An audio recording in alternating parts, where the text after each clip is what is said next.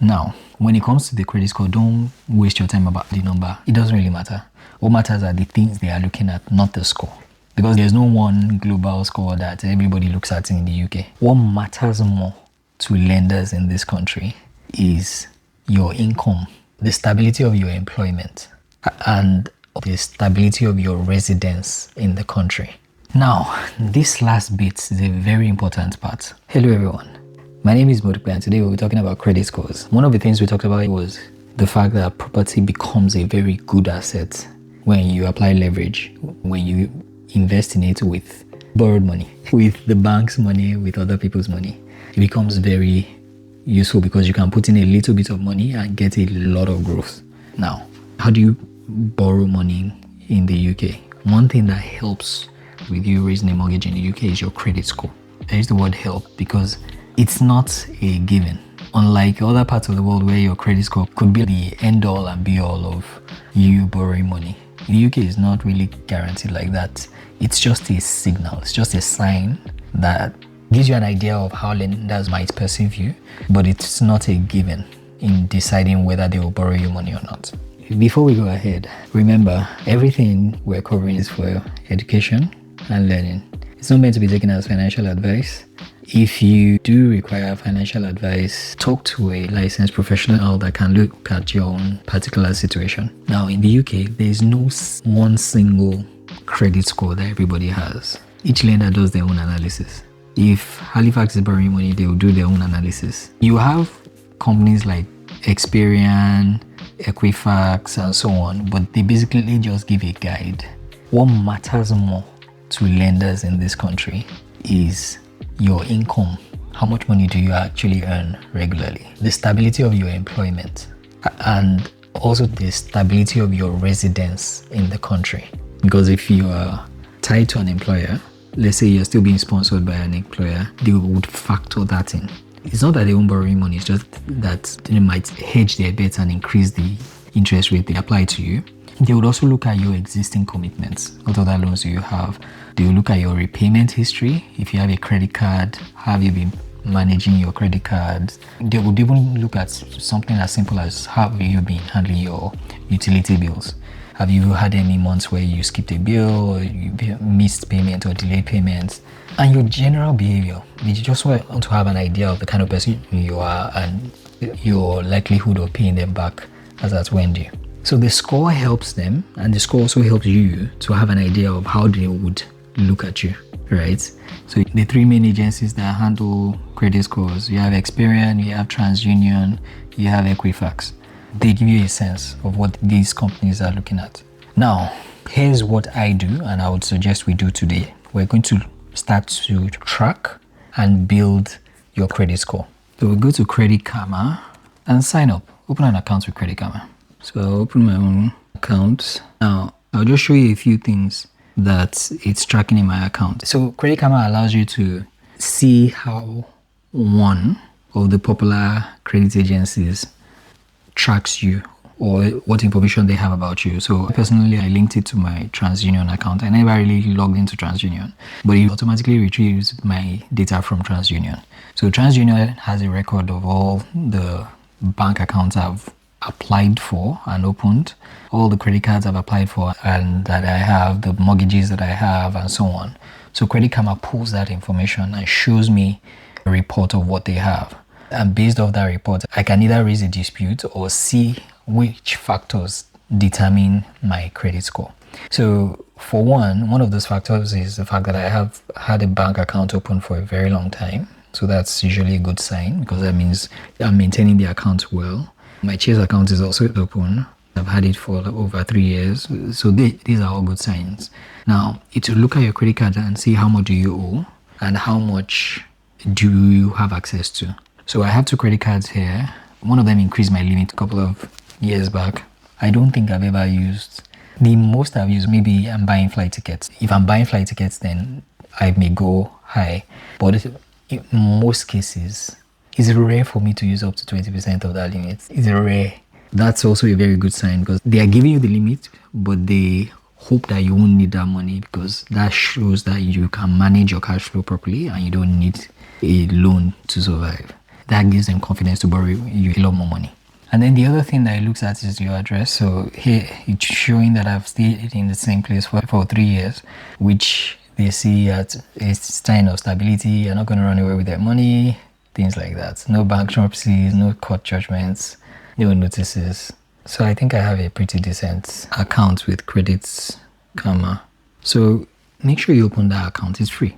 It allows you to see the way these credit providers would see you. And it also allows you to spot any errors in your public records. But it's not a deal breaker, all right? Even if there are errors, you can always address them where it's time for you to actually take the loan. And then there's also something called a soft search and a hard search. A soft search is what they do with all this Credit Karma and TransUnion. It doesn't affect your credit rating. But if you do a hard search, it happens when you actually apply for a loan. Either you apply for a credit card or you apply for a loan. They actually do a hard search, meaning it's on your record that you've applied for money. And if you don't get that money, it could count against you, because that means someone else has checked and they don't find you creditworthy enough to borrow you money. So it's always good to make sure that what you're doing, if you don't really need to take a loan or an overdraft or anything, what they are doing is a soft search, not a hard search. Now, when it comes to the credit score, don't waste your time about the number. Sometimes they'll say it went up, it went down, it went up. It doesn't really matter. What matters are the things they are looking at, not the score. Because there's no one global score that everybody looks at in the UK. TransUnion uses a scale, I think, to 700 and something. Some other guys use up to 900. Some other guys use up to 1,000. They don't even have a uniform scale, so it doesn't really matter. What matters are the factors that they're looking at. What they're looking at is things like if you've had any missed payments, if your behavior looks stable over time. Now, in terms of things that you can do to improve your credit score, a lot of people feel they must get a credit card. That's not the first thing I did. It took me, I stayed like 2 years in this country before I even applied for my first credit card. And I got it. Now, there are other things you can do to improve your credit worthiness. 1, register on electoral roll. You should vote if you are in the Commonwealth, because it's one of the opportunities you have to influence the country you live in. But that's by the way. Register on the electoral roll. It helps to verify your identity and your location. You can register and then opt out of the open register. So there are two different things. There's a public register that has the list of all the people registered to vote. You can opt out of that list so that they don't put your name there, so you keep your privacy, but you are still registered to vote. What that does is it gives the lender a bit of comfort that your location is consistent, you are stable basically. But if you change your address, you need to register again. So just keep that in mind. It's easy, you can do it in like 5 minutes. It doesn't take time, but it has a huge impact on the perception of your creditworthiness. And then the second thing is set up direct debits for all your utilities, because that allows you to have a record that these credit agencies can refer to. It gives them a public record that they can track, because if you're just paying manually, they don't know which month you're going to not pay, for instance. But if you have direct debit set up, they can say, okay, fine, every month at this time, this person consistently makes these payments. So it gives them a pattern to observe, and then they can use that to build a picture of your creditworthiness. So things like utility, council tax as well, you can set it up for your energy, for water, phone bills, broadband, and so on. As much as you can use direct debits, you're going to pay for these things anyway. One other thing that you can set up with direct debit is your rent. I didn't do this for my first 2 years in this country, but later when I found out I could, it just made sense. Set it up with direct debit. But then, while TransUnion may not automatically pick it up, there's another platform that you can use to link that rent payment to your credit history. It's called Credit Ladder. So what it does is it basically just asks to connect to your bank account or the account that you're using to make those direct debits. And then anytime you make the debit, it will capture that record, and you have an option between choosing between TransUnion or Equifax. So if you want to link to all of them, usually they would ask you to pay to link to all of them, but you can just link to one and be okay. Again, you just want a sense. So what I do is I've linked everything with TransUnion, so I know they have a full picture of what my credit position is in the UK. But the good thing about using a service like Credit Ladder is it allows you to link your largest monthly expense to your credit history. So on Credit Karma, for instance, my score is 640 out of 710. The main thing is it's saying I should try not to close my monzo account because I've had it for almost 5 years now. Then try not to open more than one new account within 6 months. So that's another thing that it gives them a sense of how well you're doing, because they feel if you're opening too many bank accounts, it might be because you're looking for an overdraft or you're struggling with money. So maximum once in 6 months. So if you're thinking of opening a new savings account, maybe because your emergency funds or your savings are sitting in an account that's giving you lower interest rates, just see if you can make sure that you have either gotten a credit card or open a bank account in the last 6 months. It's just something to consider. And then your credit limit as well. If you have a good history, right, the credit card companies are usually quite generous with their credit limits. At least that was my experience. But with time, they keep increasing it, and you can tell them to automatically increase it if they feel like. So the longer you have that credit card, the higher the credit limits they will give you. And then the biggest impact is the fact that I have never missed a payment, whether on my credit card, whether on my utility bills. Since TransUnion has been tracking, I have never missed a payment. So that's very important. You see, it says high impact. And then in terms of credit utilization, you also want to use your credit card. So long as you use between 1 and 25%, you don't want to just have a credit card and not use it. But then you don't want to use more than 25%. So the higher your credit limit, the easier it is for you to stay within that 25%. Because if your credit limit is just £4,000, then you can only use 1k out of your credit card. Or if it's just 1k, then you can only use £250. And then it's suggested that if I stay on the electoral roll for another 4 years, I'll get a boost. I've been on the roll for 29 months because I've only been here for like 2 years. But in all, it's saying if I ask for a loan now, I have an excellent chance of being approved.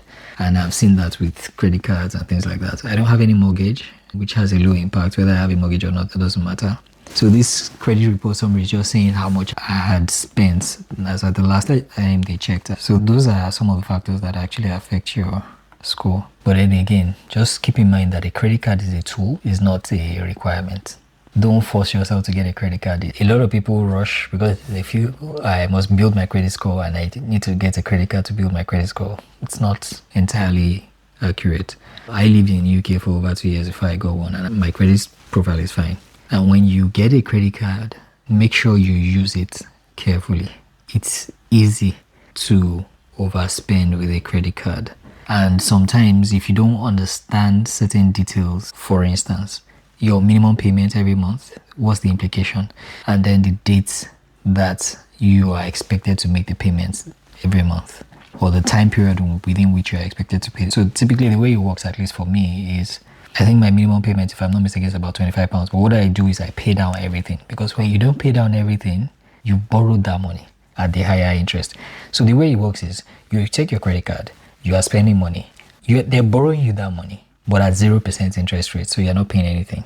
Then when they give you your bill for the month and say, this is how much you spent, what they're saying is, this is how much you borrowed from us. Now pay us back. Now, you have a period of time. They'll tell you, this is how much. You need to make a payment by this date. If you make the minimum payment before that date, then in terms of your credit score and credit rating, you are fine. However, you still owe them the balance. That balance, you need to pay it off. If you don't pay off that balance by that same date, they start to charge interest on it. It doesn't have any impact on your credit score, but they charge you interest on it. And you know the interest rates are usually quite high. It's not like a mortgage. So that 30% interest kicks in once you don't pay by the dates that they give you. So the way I usually use my credit card is I run it for my groceries and basic spend during the month. So I always keep it below my salary. So instead of spending my salary, things that I would have used my salary to pay for, I'll use the credit card to pay for transportation, train, groceries, regular stuff. I use the credit card to pay for movies, things like that. Then when they send me the bill, I pay from my salary and I pay in full. Paying in full does two things. It takes care of my credit score, which even if I paid the minimum we would have still done. But then it makes sure that I don't owe them anything, so they don't charge me any interest. So that's how I manage my credit card. Very important to keep this in mind. The beautiful thing about credit cards is it helps you maintain a credit history. It's a very good way to maintain a credit history because that information is available for all these credit agencies. And it gives you protection for online purchases. So this a lot of people don't know. When you make a purchase online, you have the option of debit card, which takes the money directly from your bank account, or a credit card. I always use credit card. Why? Because I found out that with a credit card, you have automatic protection for any purchases you buy. Meaning, if anytime within that period you change your mind, you can cancel that payment. This comes in very handy when I make some spontaneous purchases on Black Friday and I think about it a week later and I'm like, oh no, I shouldn't have bought this thing. And I just send them an email. Usually they don't argue with me because what I usually do is I send email to the merchant and say, oh, sorry, I changed my mind about this. It doesn't serve the purpose that I thought it would and things like that. But if a merchant proves difficult and say, no, they don't, but for whatever reason, I can always send that same mail to my credit card provider and say, please, I want to cancel this payment because I no longer want this service. And they will cancel it. So it gives you protection. If someone tricks you or you have a dispute with a vendor for whatever reason, your credit card company is the arbitrator. Just tell them that, look, I'm having this issue with this vendor. Please cancel this payment. They cancel it, they pay you your money back. Because you can't be borrowing money for something that you're not utilizing. Then they also have fraud protection. There's a Section 75 rule where if you pay for something with a credit card and the whole transaction goes wrong, for any item that costs under £30,000 and over £100, the credit card company has a legal obligation to you to help you sort out that transaction and get your money back. If you buy something and you feel you have an issue with the quality that was delivered, it's a lot simpler to handle with a credit card than with a debit card. Debit card also has a few protections. In some cases, you may have up to 45 days to return an item or to complain if there's an issue with the delivery or anything. But with a credit card, you don't really have that sort of a limit on time. It's easier to resolve. So that for me is like one of the main perks of having a credit card. And then you also have other perks like cash back and travel points. But I won't get a credit card just to get cash back. If I had already decided I was going to get a credit card, then I may use that as a deciding factor. But it will come under the interest rates. Interest rates for me is the number one factor. Interest rates and fees. So what fees do they charge? Ideally should be zero. So some of the downsides though is when you are managing multiple cards can become a bit of a hassle. So you have to track the different dates to make sure you're not late on any payments. And then cash withdrawals. You don't want to make any cash withdrawals with a credit card because they charge some high fees for cash. They expect the transactions to be digital, online, card, and so on. But when you withdraw cash, they charge you significant fees. Although I think there's some cards that don't. But ideally, you don't want to use credit card for cash withdrawal. If you miss any payments with a credit card, it can have a severe impact on your credit profile. When I'm considering getting a credit card, personally, the things I look at the fees first because I don't want any fees. Fees are guaranteed losses. So I avoid cards that have fees. Then I look at the interest rates on late payments or any payments that I have to make. What's the APR? They'll tell it APR 30%, 27% and so on. I look for something low, usually 19% or less. And then don't apply for more than one card at a time. If you've applied for a card, wait, let them send you that card and then wait at least 6 months so that it doesn't give the impression that you need money desperately, which will have a negative impact. It's like opening accounts, right? You don't want to do those things too frequently. You don't want to do either one, opening a new account or getting a new credit card more than once in 6 months. Some common pitfalls that you must avoid: don't do multiple applications in less than 6 months. Don't miss any payments, and don't change your address too frequently. And of course, as much as possible, we want to avoid bankruptcy or court judgments. We talked about hard searches and soft searches. Hard searches are visible to lenders. So as much as possible, avoid hard searches unless you really want to apply for something. Now, this last bit is a very important part. Joint products can actually affect your credit score. So if you apply for a mortgage or a loan with a partner, it ties your credit history together. If you apply for a joint account, it ties your credit history together. So if both of you, if you have a joint account in the UK, they start to mix your credit history. And if one person has a weaker history, it starts to rub off on the other person, because they look at you as, when these people borrow money, they usually borrow money together, they commingle their accounts, and we treat them as one. So you need to be careful with this. If one person's credit profile is weaker than the other, is significantly weaker, then you may want to keep your accounts separate. But if you do need to combine your accounts in order to take a joint loan or a joint mortgage, then it is what it is. One more thing, don't conflate your credit score with affordability of a loan. The fact that you have a high credit score and the bank is willing to loan you money doesn't mean you should borrow the money. Sometimes people buy property that they can't really afford, and then they start to struggle afterwards. The lender will borrow you that money so long as they feel they will get their money back. That's their own criteria. They just don't want to know they will get their money back. If you will struggle after paying your mortgage payments every month, it's not their business. You need to do that calculation yourself and say, okay, if I take this mortgage or I take this loan, will I be able to handle the monthly payments without struggling with my other expenses? And it's also the reason why a lot of people end up just having all their assets tied into their property, because they are unable to take out money to invest in other things. All their money is going towards paying for that mortgage. So that mortgage becomes a singular investment, which can be risky because this is not a diversified portfolio.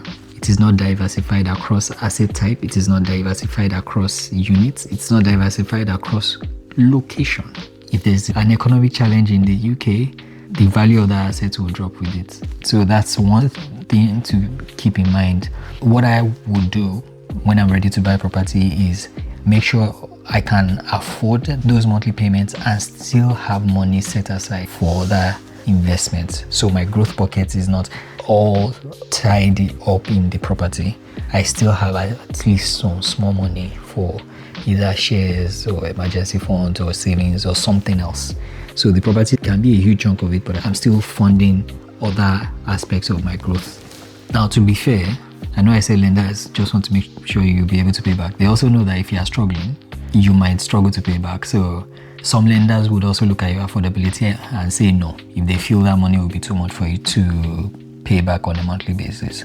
But the important thing at the end of the day is make sure you're looking at not just your balance sheet, but also your cash flow. How is money flowing through your account on a monthly basis? So that's it for today. If you have any questions, leave it in the comments below.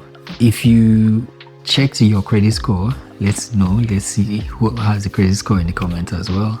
We'll talk more about debts and handling credit card debts. See you then.